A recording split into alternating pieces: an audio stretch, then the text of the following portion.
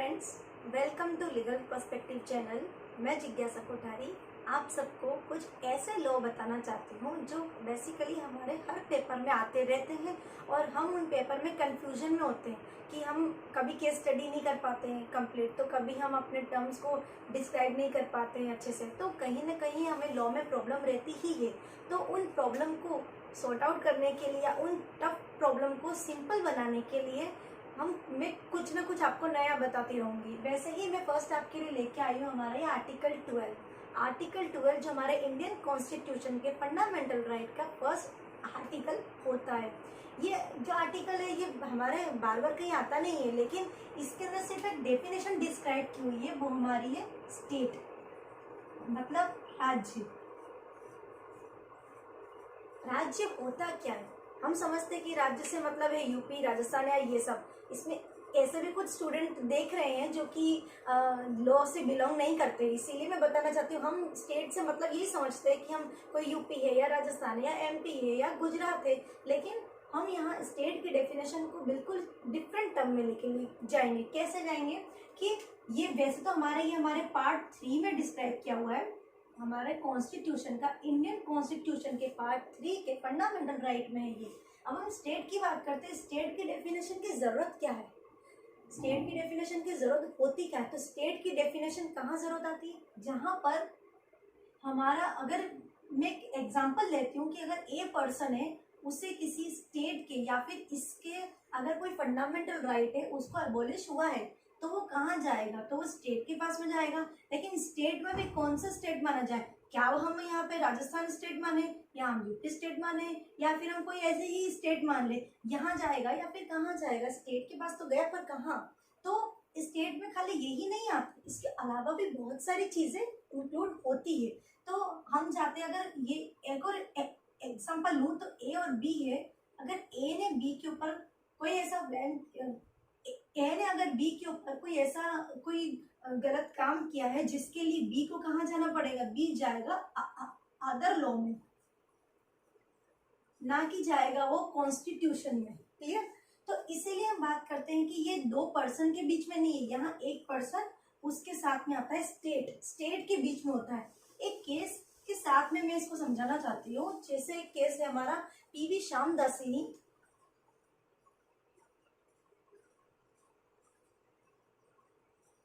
Versus PV Shyamdasini versus central bank of India. ठीक है, ये केस था हमारा 1952 का AIR। क्लियर? ये केस तब का था, तब ये हुआ था कि एक एम्प्लॉय ने, बैंक के एक एम्प्लॉय ने किसी दूसरे एम्प्लॉय के साथ में ये काम किया था कि एक एम्प्लॉय ने दूसरे एम्प्लॉय की जो संपत्ति होती है उसको जब्त करने का ऑर्डर निकाला। ठीक है, मतलब इसकी जो प्रॉपर्टी थी उसको उसने फॉरफीचर करने का क्या निकाल दिया? ऑर्डर निकाल दिया। अब क्या हुआ कि जो बी था, तो बी कहाँ पे चला गया? हमारे कॉन्स्टिट्यूशन के आर्टिकल 19 में और 31 में, क्योंकि 19 और 31 में गया, लेकिन हमारी कोर्ट ने इसके केस को खारिज कर दिया। क्यों? क्योंकि ये दो पर्सन के मिट का मामला था, ना कि कोई स्टेट कोई बीच में था इसमें। ठीक है, इसीलिए हम इसे क्या नहीं मानेंगे, हम यहाँ पर स्टेट की डेफिनेशन में हम देखते हैं कि स्टेट की डेफिनेशन हमेशा एक स्टेट के विरुद्ध लगाई जाती है। अगर कोई व्यक्ति है उसको स्टेट के विरुद्ध कोई केस करना है तो उसमें स्टेट की डेफिनेशन जरूरी है पढ़नी। क्लियर है? तो हम स्टेट की 4 पार्ट में डिवाइड कर सकते हैं, उस तरह से हम इसको सिंपल वे में सीख पाएंगे।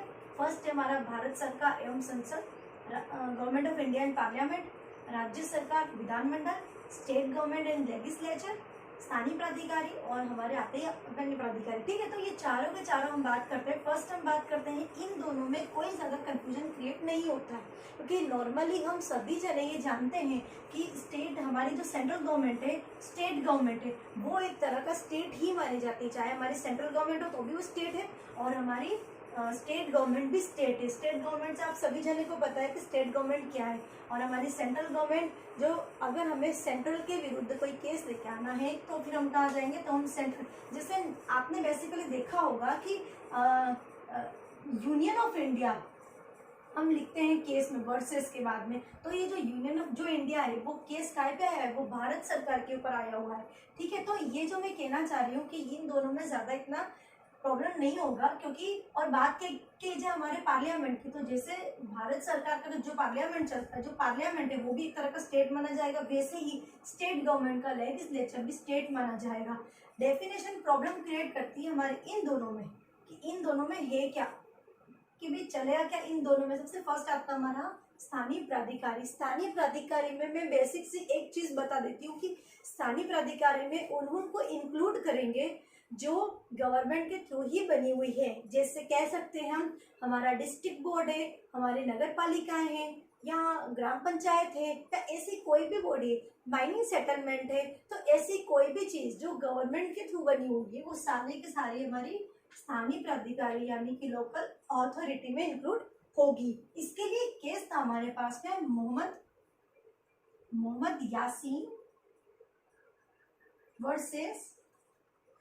Yasin versus town area committee. ठीक है, तो ये जो केस था, ये केस था AIR 1952 का SC 115। ठीक है, तो ये इस टाइम केस था। तो इस केस में क्या बताया गया था, इसी केस में डिस्क्राइब किया था कि हमारी जो नगर पालिका आ गई है, या हमारी डिस्ट्रिक्ट बोर्ड है,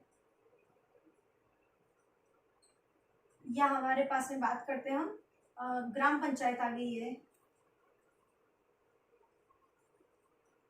या फिर माइनिंग सेटलमेंट,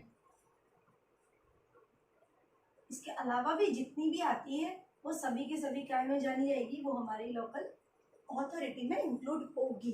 क्लियर, तो इसके लिए तो एक केस हमारे पास इनफ है, क्योंकि हम ये देखते हैं कि ये जितनी भी गवर्नमेंट बॉडी है सारी है, तो इसीलिए इसका मतलब क्या हो गया कि हमारे स्थानीय प्राधिकारी में इन सबको इंक्लूड करते हैं। हमारे 4 टॉपिक की जो हमारा है ये प्राधिकारी, इसके अंदर उन चीजों को लिया जाएगा, क्योंकि प्रॉब्लम इसी में ही आएगी। इनमें तो बता दिया गया है कि जो गवर्नमेंट ने बनाए हैं वो सारी चीजें हम सब स्टेट में मानेंगे, लेकिन प्रॉब्लम इसी में आती है। क्यों? क्योंकि इसके अंदर प्रॉब्लम कहाँ पे, हम सबसे पहली बात क्वेश्चन राइज करते हैं, जैसे हम जिस यूनिवर्सिटी में पढ़ रहे हैं, क्या वो यूनिवर्सिटी स्टेट मानी जाए, या हमारा देवासन बोर्ड क्या उसे हम लोग स्टेट माने, या हमारा इलेक्ट्रिसिटी बोर्ड को हम स्टेट माने, क्या ये सब चीजें स्टेट मानी जाएगी? तो कुछ हम केसेस के ऊपर इसको लेके आते हैं। एक केस है, जैसे एक केस है इसके अंदर, यूनिवर्सिटी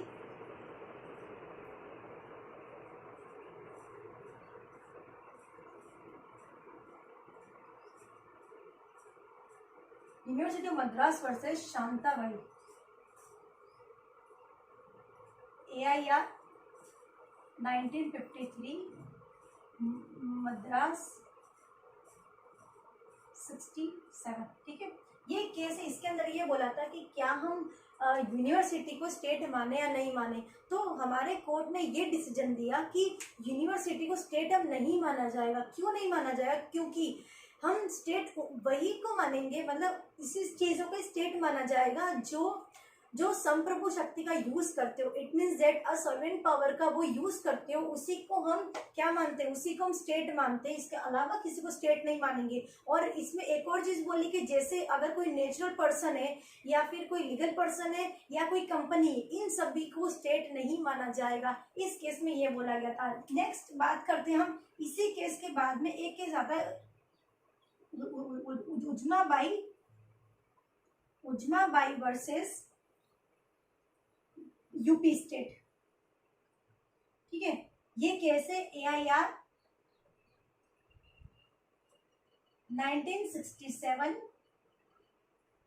SC 1621। ठीक है, तो इस केस के अंदर इस केस को सपोर्ट किया गया था, या इसके डिसीजन को सपोर्ट किया गया था कि सही बात है, जो भी सॉवरेन पावर का यूज करते हैं उन्हीं को हम क्या मानेंगे, स्टेट मानेंगे। और साथ में क्या बोला गया, इसके साथ में एक और चीज बोली गई कि अगर हम बाकियों को हम स्टेट की हम कोई भी वैसी टर्म नहीं बनी जो हम उसको आर्टिकल 12 में इंक्लूड कर सके, तो इस केस में इसको सपोर्ट किया गया था। लेकिन इन दोनों केस की बात में एक हमारे पास नया केस आता है, वो है इलेक्ट्रिसिटी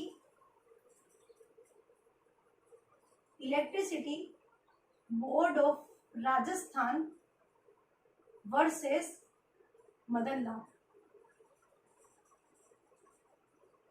ये कैसे हमारा कुछ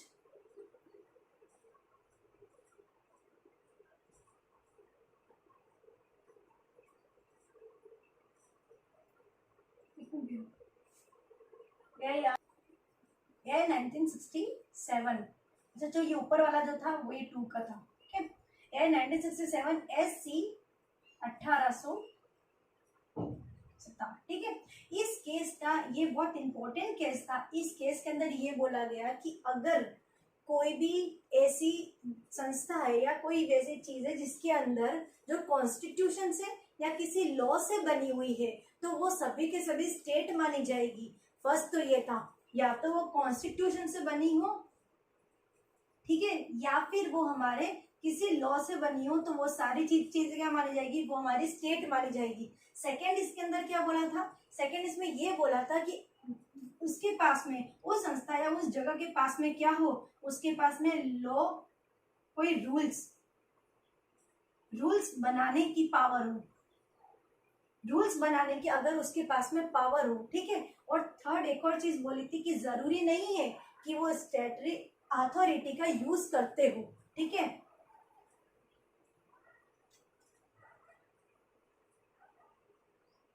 जरूरी नहीं है कि उस स्टेटरी अथॉरिटी का यूज करते हो। क्लियर है, तो ये 3 चीज इसमें बोली गई है। तो मतलब ये माना जाएगा कि हमारी इलेक्ट्रिसिटी बोर्ड थी वो भी क्या मानी जाएगी, स्टेट मानी जाएगी, क्योंकि वो क्या है, एक लॉ से बनी हुई है। नेक्स्ट है उसके पास रूल्स बनाने की भी पावर है। और थर्ड, वो स्टेटरी अथॉरिटी का यूज न भी करे तो भी कोई जरूरी नहीं है, मतलब कर भी सकती है और नहीं भी कर सकती है। इसी के साथ में हम बात करते हैं देवासन बोर्ड भी एक तरह का स्टेट माना जाएगा, यूनिवर्सिटीज भी स्टेट मानी जाएगी। तो ये इलेक्ट्रिसिटी डिपार्टमेंट, ये सारी की सारी चीज हमारी स्टेट में ही इंक्लूड होगी। ये 3 कंडीशन के साथ में वो स्टेट में इंक्लूड कर दी जाएगी। ठीक है, अब इसके साथ में अगर हमारी यूनिवर्सिटी का केस है तो पटना हाई कोर्ट ने ये केस बताया था कि एक केस में ये डिसीजन दिया अपना कि यूनिवर्सिटी को स्टेट माना ही जाएगा। ठीक है, ये तो था हमारा इम्पोर्टेंट केस। एक और हमारा एक इम्पोर्टेंट केस था, वो था सुखदेव वर्सेस भगत राम। ठीक है, ये केस था हमारा AIR 1975 का। क्लियर, तो ये केस था तब का हमारा सुखदेव सिंह वर्सेस भगत राम। इसमें मेन टर्म ये बताई थी एजेंट। ठीक है, अगर कोई गवर्नमेंट के एजेंट के थ्रू काम कर रही है तो वो सारी की सारी जगह वो सभी क्या मानी जाएगी, वो सभी स्टेट मानी जाएगी। जैसे हमारी आती है LIC, ठीक है, हमारी गवर्नमेंट कंपनी, और हम लोग बात करते हैं कंपनी निगम, ठीक है, कोऑपरेटिव सोसाइटीज,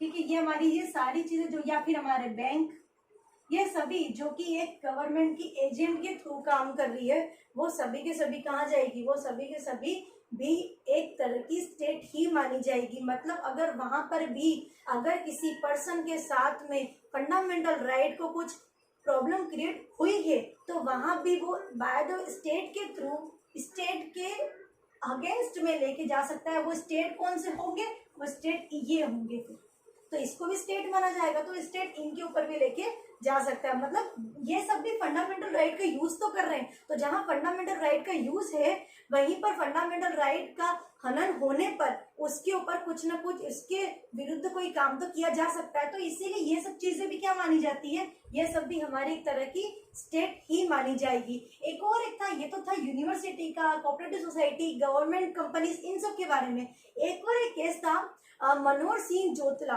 ठीक है, मनोहर सिंह जोतला वर्सेस कमिश्नर चंडीगढ़। ठीक है, ये केस था 1986 का। इस केस के अंदर ये बताया था कि अगर कोई स्कूल, ऐसी स्कूल जो 95% जो सब्सक्रिप्शन मनी है वो अगर ले रही है गवर्नमेंट से, तो वो स्कूल भी एक तरह की स्टेट ही मानी जाएगी। जो 95% क्या ले रही है, सब्सक्रिप्शन ले रही है, गवर्नमेंट से ले रही है, तो वो स्कूल भी क्या मानी जाएगी, वो सारे स्कूल भी एक तरह की स्टेट ही मानी जाएगी।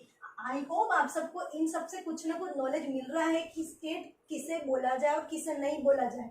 ये जितने भी केसेस है जो हमारे कहीं ना कहीं पेपर में आते ही रहते हैं, तो ये केसेस कहीं ना कहीं हमारे बेनिफिट में रहते ही है। इसके अलावा हम चाहे स्टेट की बात करते तो अभी अभी रिसेंटली हमने भी देखा है कि हमारे जम्मू कश्मीर को यूटी बना दिया गया है, हमारे लद्दाख को भी एक यूटी मान लिया गया है, और साथ में हमारे स्टेट, वो पहले स्टेट थे वो अब यूटी बन चुके हैं, उससे कोई हमारे यहाँ फर्क नहीं पड़ता क्योंकि हम उसको भी स्टेट ही मानते हैं। ठीक है, तो यानी कि जितने भी, जहाँ पे मैं बात करती हूँ कि अगर कहीं फंडामेंटल राइट का यूज है तो वहां पर उसको रोका भी जाएगा, और जहां रोका जाएगा वहां पर स्टेट के विरुद्ध हम लोग कोई ना कोई केस लाएंगे। वो कहाँ से लाएंगे, वो स्टेट की डेफिनेशन हमें यहाँ लेनी जरूरी है। अगर कोई दो पर्सन के बीच में है तो हम किसी दूसरे लॉ में जाकर उसका काम कर सकते हैं, लेकिन अगर कोई हमारे फंडामेंटल राइट से है या कोई कॉन्स्टिट्यूशन के वर्ड से, तो हम इसी स्टेट में जाएंगे।